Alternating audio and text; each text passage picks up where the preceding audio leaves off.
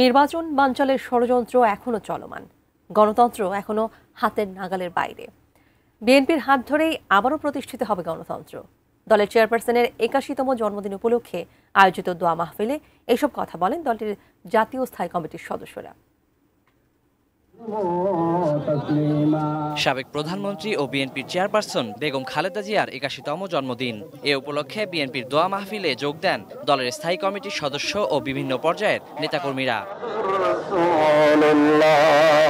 নজরুল ইসলাম খান বলেন, খালেদা জিয়ার হাত ধরেই দেশে গণতন্ত্রের মুক্তি এসেছিল। বিএনপির নেতৃত্বে আগামীতে গণতন্ত্র প্রতিষ্ঠা হবে।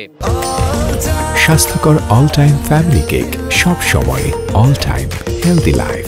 বাকশালের পরিবর্তে গণতন্ত্র এনেছিলেন জিয়াউর রহমান। সামরিক স্বৈর শাসনের গোরস্থানে গণতন্ত্র রচনা করেছিলেন দেশের বেগম খালেদা জিয়া।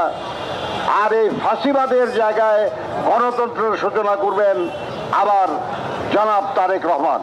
জেলখানায় খাবারের সঙ্গে বিষাক্ত দ্রব্য মিশিয়ে খালেদা জিয়ার স্বাস্থ্যহানি করা হয়েছিল বলে অভিযোগ করেন মির্জা আব্বাস। দেশনেত্রী বেগম খালেদা জিয়ার জীবনে ওনার উপরে কতটুকু নিপীড়ন হয়েছে, কতটুকু অত্যাচার হয়েছে, যারা এর সঙ্গে দায়ী তাদের সকলের একটা বিচার করা উচিত বলে আমি বিশ্বাস করি এবং মনে করি। গয়েশ্বরচন্দ্র রায় বলেন, ভোটের ফল গণনার আগ পর্যন্ত নির্বাচন নিয়ে সংশয় রয়েছে, কারো পাতানো ফাঁদে পা দেওয়া যাবে না। এই নির্বাচন সম্পন্ন হওয়া, ভোটের গণনা, ভোটের ফলাফল গণনার আগ মুহূর্ত পর্যন্ত জাতির কাছে একটা সংশয় আছে।